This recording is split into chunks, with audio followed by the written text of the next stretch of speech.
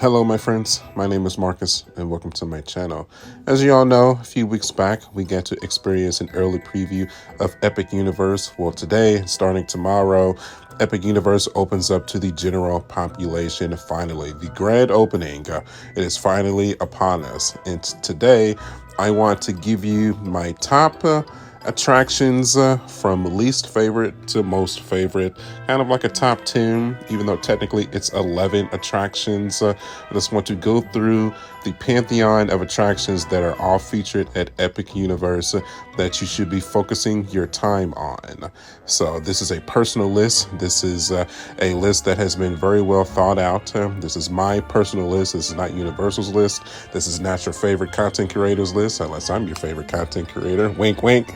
And we're just going to go through each attraction one by one. We're going to tell some false. We're going to say some favorites, and we're just going to go from there, man. We're going to see what happens. So let's buckle down. This is my top 11 attractions that are featured at Universal Studios Orlando Epic Universe. Let's get right to it. Number 11, and the first on our list, we have the Isle of Berk, the Fyre Drills, the water attraction where you essentially hop into a boat based on the How to Train Your Dragon franchise, and you go slowly around the island shooting water guns at targets. You can also shoot the other boats that you see passing by on the attraction as well. It is slow moving, and it looks fun from the outside, but honestly, just not my cup of tea. Maybe because I'm getting older in my years, but just not for me. But I'm sure the kiddos would absolutely love it, no matter the age. This probably would definitely be the perfect attraction, especially going into the summer months with May, June, and July, August quickly approaching us. So it's probably going to rise in popularity when it's super hot outside.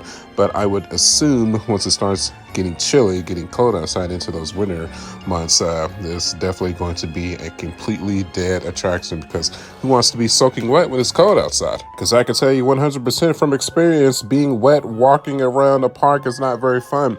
Last time I got on Tiana's Bayou Adventure, it was during the Magic Kingdom After Hours event. For some bizarre reason, when we went down, I was sitting in the front, the very last drop or whatever. This big wall of water, just a gush of water, drenched me. I mean, it was almost felt like I was jumping in a pool. I had on thick cotton shorts because, all of my years of riding Splash Mountain and now Tiana's Bayou Adventure, I had never gotten that wet on this attraction before. It was at the start of our night, and of course the sun is down. It's the after hours event, and proceeding to have to walk around the Magic Kingdom for the next 2 to 3 hours with extremely soaked shorts, just wringing them out throughout the entire night. No sun to dry me off. Not a fun experience. Trust me, it was not very fun at all. So yeah, I think we're going to skip this one for sure, unless it's super hot outside. That's all it is to it. Number 10, the Celestial Carousel, a staple to most theme parks around the world. What you see here is what you get. Nothing really too fancy. It is a celestial themed atmosphere with just your normal horses going around the merry-go-round. That's it, man. It plays special music. It has special lighting when the sun goes down. You can see that at the nighttime ride through. But other than that, that's really it, man. That's why it's ranked so low on the list. This is certainly not a make or break attraction for your Epic Universe day. To be completely honest, we ended up skipping it because we just didn't really feel the need to do it. We've ridden the carousel at Magic Kingdom 1,000 times, especially when our daughter was younger. So maybe we'll ride it on the day that we had to take our daughter to Epic Universe, which is coming up soon, by the way. But until then, it was just cool to see it in action and see that they actually incorporated an attraction like this to Epic Universe. Because to come to think of it, a merry-go-round had not existed in Universal at all until now. So pretty cool. Now, of course, if you have infants or small toddlers, then obviously the carousel is a must-do for your day at Epic Universe. But, if you got older kids, then, it might be a skip. So, make your best judgment based off of that, man. But, it is a beautiful spectacle to look at. Number 9, the first attraction from Super Nintendo World, we have Yoshi's Adventure, the slow-moving dark ride featuring Yoshi's Island and Yoshi's Story. I would recommend this ride to families with small children and hardcore Super Mario fans, and that is about it. Fortunately for me, I am a mega Super Mario fan. I mean, if you've been following my channel for any length of time, y'all know this. So seeing the story of Yoshi's Island and Yoshi's story, showcased in the dark ride of Yoshi traversing the plains with baby Mario on his back, and seeing baby Luigi, baby Peach, and all the different variations of colors of Yoshi's, seeing the Pokies and getting that awesome view of Princess Peach's castle, seeing just the Mario land, getting really cool views of Super Nintendo World in general. I mean, it's a no-brainer to ride this attraction if you have, small children, or if you are a mega Super Mario fan or Nintendo fan in general. But if you have no experience with the games, if you have no experience with Mario, Yoshi, or Donkey Kong, I would honestly say it probably one of the biggest skips in the park, no doubt about it. There's no slight against the attraction. You just got to understand what it's designed for. This is designed for small children and Nintendo fans. That's all there is to it. So, if you've never played a Mario game in your life, if you've never played a Yoshi game in your life, this attraction is definitely not going to sway you to give them a try. That's all there is to it. But, personally, I enjoyed it, but I had to incorporate the fact that, besides the fact that I'm a huge video game fan, I am also a theme park enthusiast. So combining those two elements, you got to factor in that this is definitely not a ride for theme park enthusiasts. This is a ride for video game fans of the Super Mario franchise, period. For number 8, we return to Isle of Berk for Dragon Racers Rally. This is a very fun attraction where you hop into your own personal dragon and soar into the air and race the other challengers in this epic adventure. This is kind of like a Dumbo or an Adventures of Aladdin on steroids, where you kind of just go in around a circle in the air. But the only difference here is that you can turn the dragon on its side, left or right. You can flap the wings up and down, and you can go up and down. Very, very cool. Definitely not the most extravagant attraction I've ever been on in my life, but it gets the job done. It's a great time waster, if I want to call it something specifically. So just another cool way also to get some epic views of the entire park as well, especially the Helios Hotel, the Isle of Berk in general. A very, very cool attraction for sure. It's definitely worth your time. It kind of looks a little bit lax from first glance, but once you get up there, it's definitely worth doing the attraction at least once. So don't miss out on it for sure. Number 7, we head to Dark Universe for the Curse of the Werewolf, our first roller coaster on our list. So for this one here, we are getting on to a roller coaster that is essentially built into the hideaway for the werewolf, and it's kind of a circular motion roller coaster where you're going around and it sways back and forth as you're being pushed with the velocity through the actual coaster itself. And a really cool aspect is that it also goes back and forth. So it's almost kind of feels like you're going around the track multiple times as much as you're going back and forth. And then definitely one of the coolest aspects of the coaster is once you come into the werewolf's house, if you look onto the ceiling, you can actually see him hiding away in the ceiling, ready to pounce if anybody would be foolish enough to challenge him as well. So very, very cool attraction, and it is not to be missed. Maybe keep this one a little contained for the little ones. I would really prepare them for that one for sure. Don't freak them out, but otherwise it is a must-do attraction for your Epic Universe Day. Do not miss it. For number 6, let's head back to Super Nintendo World for some Mario Kart action. Mario Kart Bowser's Challenge, to be exact. This is the only attraction in the entire park that I had done before at Super Nintendo World in California. And luckily for me, being a lifelong Mario Kart fan, playing literally every iteration of Mario Kart on each Nintendo console, definitely brings the nostalgia back for me for this particular attraction.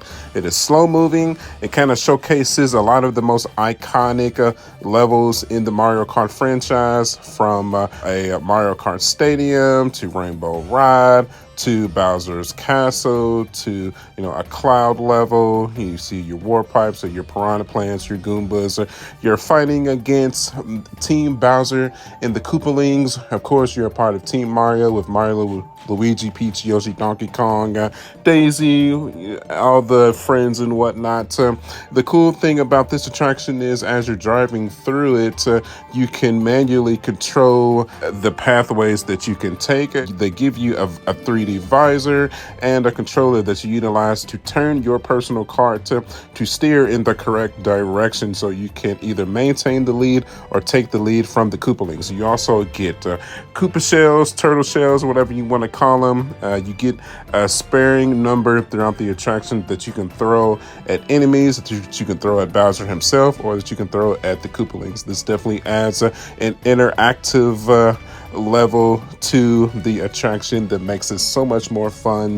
What you're seeing on screen here is just the attraction itself. Oh, Luigi's Mansion. You gotta love it, man. You gotta love it. Definitely a Mario fan's nostalgic dream for sure.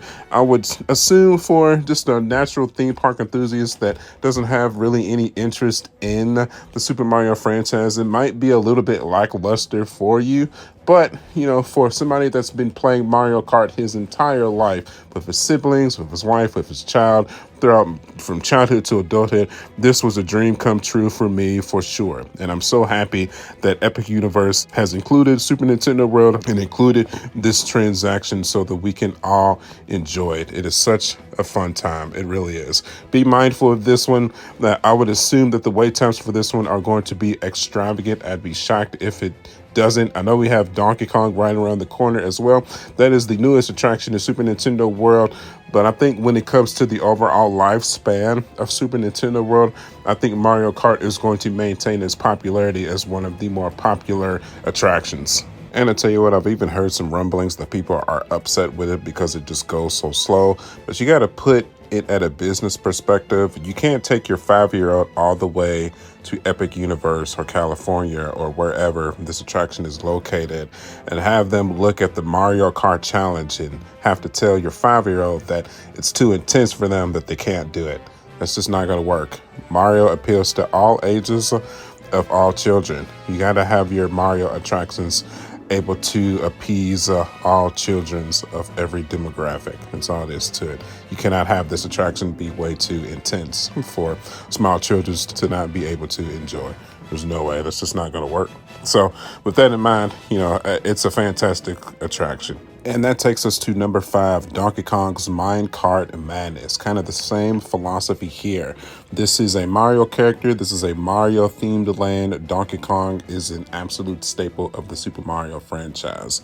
So I've heard some rumblings that people don't think that Donkey Kong's Minecart Madness is extreme enough either. Hey, listen. This attraction has to appeal to children. This is a family-style coaster that showcases the Donkey Kong Country franchise and some of the most important aspects that we've ever seen. It's such a cool, low-key, smooth attraction that is just fun. It's just legitimate fun that really stretches the gear of what can be done on a family style coaster like this, man. It's super cool. I would definitely go further on this one, on it just appealing to Nintendo fans. This one can be fun for anybody, man. It gives a slight thrill, not too much, but if you've played any of the Donkey Kong Country games in the past, I'm talking about Donkey Kong on the Super Nintendo, Donkey Kong on the Nintendo Switch, on the Nintendo Wii, it has aspects from some of those titles that will just make you feel right at home, like you made such a grandiose choice. Universal definitely did their homework. They definitely partnered with Shigeru Miyamoto, as we've seen, on making this the best attraction that it could possibly be. And I'm so happy that it exists. This is such a cool cumulation to just celebrate the creation of Donkey Kong, to celebrate Nintendo, to celebrate Super Nintendo World. It was such a cool addition to the Super Mario portion of Super Nintendo World. Donkey Kong was definitely the most logical next choice, and I can't wait to see what we have stored in the future for this land. I'm so excited to see it. And that takes us to number 4, Hiccup's Winged Gliders. Easily one of the best family style coasters that I have ever been on in my life. I don't even know if I can even technically call it a family style coaster because it definitely has some thrills, but it's so smooth, you don't really get jerked or jarred at all throughout the entire attraction. It is a coaster that you're essentially joining Hiccup and Toothless for a ride around the Isle of Berk. Essentially, you see every piece of the Isle of Berk on this attraction, and it is easily one of the best attractions in all of Epic Universe. Not only in all of Epic Universe, but arguably in all of Universal Orlando for sure. Such a fun attraction. One of my favorite attractions in the entire park for sure. Highly recommend doing this attraction towards the beginning of your day, maybe more towards park opening. I feel like once the word of mouth gets around on this attraction, this is definitely going to be one that is extremely popular and is going to have extreme exaggerated wait times for sure. So I would definitely put this one at the beginning of your day if you're planning to experience Epic Universe for sure. When it comes to attractions that are deemed specifically towards families, I will put this at number 1 for sure. It might only take the number 4 spot on the entire list, but when it comes to family attractions, this one is number 1. Number 3, Monsters Unchained, the Frankenstein experiment, right back to Dark Universe, man. I tell you what, when it comes to attractions in Orlando, period, this is like the first attraction that I have ever experienced where I flat out was like, yeah, kids at a certain age probably should not do this at all whatsoever. But that's not a bad thing. Trust me. Epic Universe essentially feels like a children's park aside from Dark Universe. You know, this little slice right here, man, I feel like this little slice right here was specifically made for classic adults that just love a great horror film. Just some of the technological advancements that I've seen in this attraction are some of the best that I have ever seen in any attraction in all theme parks in general, and all of Orlando in general. That's Disney, Universal, and SeaWorld for sure. This is on another level. It's just spectacular, dude. It really is. It's just insane what Universal was able to come up with here. Essentially, you're put into a contraption and you're witnessing the battle between Frankenstein and Dracula. Dr. Frankenstein is attempting to utilize Frankenstein's power to mind control Dracula to showcase her genius to the world. Another one of the amazing aspects of this attraction is that you get cameo appearances from the Mummy, the Werewolf, of course Dracula, and Frankenstein himself. Just the fight scenes, the battle scenes that you witness in this attraction is just spectacular. It goes between a physical aspect where you see it's almost like an animatronic style if you're witnessing the battle between the classic monsters, and then it switches to a projection or a screen where they can utilize really some of their special powers, especially when they're shooting the energy blast or shooting lightnings. It is such a spectacular showcase that you're witnessing. It's just so, it almost doesn't even seem like it's real. That's how good it is, man. You know, I definitely wouldn't allow my 8-year-old about to turn 9 to do this attraction. It's a little bit too intense for the little kids, I think, because I mean, you got zombies, vampires, all kind of ghosts, ghouls, and goblins roaming around this attraction. To be honest, man, it's the first time in quite a while that, you know, I felt my butt cheeks get tight. You know, I've been experiencing these theme parks and these attractions for so long. You know, once you kind of get accustomed to what to expect from Disney and Universal specifically, it's almost like you know what to expect. So it kind of takes away the excitement aspect of it. Dark Universe does an extremely extravagant job of making you not expect the expected. It's almost like it's the unexpected. Now, you know, I have to give kudos to Universal for making me feel like I was a kid again and just getting to experience something this cool. Number 2, Harry Potter and the Battle at the Ministry. This most likely is probably going to be a lot of people's number 1, but for me, it just barely gets edged out for just literally just for the simple reason that it's not a whole lot of thrill here. But when it comes to technological advancement and theme park attractions, this is easily the best I have ever seen. Harry Potter and the Battle at the Ministry, it goes back and forth between a animated aspect and an animatronic aspect seamlessly. You know, sometimes it's kind of tough to tell whether or not you're looking at Death Eaters that are animated or animatronics. And that is just magnificent in my opinion. So the attraction takes place after the Battle of Hogwarts. So it is accumulating in the trial and imprisonment of Dolores Umbridge, the insane headmaster that took over Hogwarts after Dumbledore. You know, she is able to escape the confines of her imprisonment and fights Harry Potter and Hermione and Ron Weasley throughout the Ministry of Magic with a bunch of Death Eaters that were with her side. And we witnessed the battle firsthand of the technological advancements that is just so amazing. Universal acquiring the Harry Potter license is just one of the best partnerships that I have ever seen in my life, period. The amazing thing about this attraction, I feel like it doesn't even really start at the ride itself. It starts as soon as you walk into the Ministry of Magic. It starts when you walk through that green fire and are transported into a world that is unlike anything you've ever seen on Earth. I mean, it's so cool, man. It really is. Universal definitely outdid themselves here. You can definitely feel like the majority of the budget for Epic Universe itself went into this attraction in this queue. I mean, they really outdid themselves here. They usually put a ton of effort and resources into the Harry Potter attractions across the other Universal theme parks as well, and this one holds no bars for sure. It's so cool, and that is why it takes the number 2 spot, and I am so happy that I have gotten to experience this without it breaking down. It's prone to a lot of breakdowns, so be prepared for that. As much as I love this queuing and this attraction, unfortunately, that is something that has to be mentioned all through the forums and whatnot. I've seen ride interruptions and breakdowns and delays, specifically focusing on this attraction every single day. Hopefully now with the grand opening of the park, hopefully all of the issues have been addressed and the attraction can run smoothly. We can hope. We can definitely be optimistic about it for sure.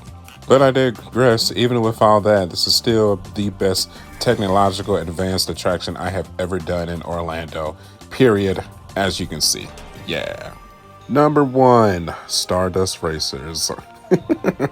I guess it really wasn't a shadow of a doubt. Like I said, I know a lot of people are going to want to put the Ministry of Magic as their number 1, but for me personally, the Stardust Racers gave me every emotion that I love to get when I am experiencing a Disney and or Universal theme park. The anxiety about to get on a brand new ride, the fear, the excitement, the happiness, the joy, just everything, all of the emotions just kind of bottled into one, fighting with the other racer or the other coaster, that dual sensation, being able to ride both sides of the coaster, that nostalgia feeling of remembering Dueling Dragons from Islands of Adventure all those years ago at closing, and this kind of being the replacement, except the replacement being on steroids. You're essentially in a space rocket ship and you're racing against the other space pod trying to win. That it is absolutely stunning. It is absolutely amazing, and this is easily my favorite attraction in this entire park. From the speed to the velocity to the corkscrews to the going upside down, just the overall aspect to the story aspects, this is why you travel from state to state to experience a theme park just like this, man. This is everything that I could have personally asked for. Just look at that. I mean, that's, it's spectacular, man. It really is. There's nothing more that I could have asked for from Epic Universe. It owes me nothing. And that right there, my friends, should about wrap us up. So now, if you enjoyed this top 11 breakdown of every attraction in Epic Universe, you know what to do. Hit that like button. I would love for you to tell me what your favorite attractions are as well, or you can list your top 11 attractions in the comment section below. I want to know, man. Let's have a good fun discussion about this. Everybody's list is not going to be the same. My wife's is not the same, yours is not the same, everybody's list is not going to be the same. This is just Mark Jack 79's personal list of what he loved about Epic Universe. I'm so happy that this theme park is now finally open so that you all can now have the opportunity to experience it. Or if you've already experienced it, let's all share in our passions together to help get everybody else up to speed. This is so cool, man, that in our lifetimes that we got to witness a brand new theme park open up in Orlando. It really is amazing. And let me top it off by expressing how grateful I am to have been given the opportunity to experience this theme park early. It really is a blessing, and please do not ever let me take that for granted, truly. And that, my friends, is going to wrap us up. Now, if you want to see more content just like this, you know what to do. Hit that subscribe button. I am a valid fan of the Walt Disney World Resort and the Universal Orlando Resort and the partner theme parks around the world. I love these parks more than anything, truly. And if you want to follow me and my family on all of our adventures, you know what to do. Hit that subscribe button. You can follow me at youtube.com/SmartJack79. I am also on Facebook, Instagram, and TikTok. As always, my friends, I thank you all for the support, truly. And as always, I will see y'all on the next one. I'll catch y'all later. Bye.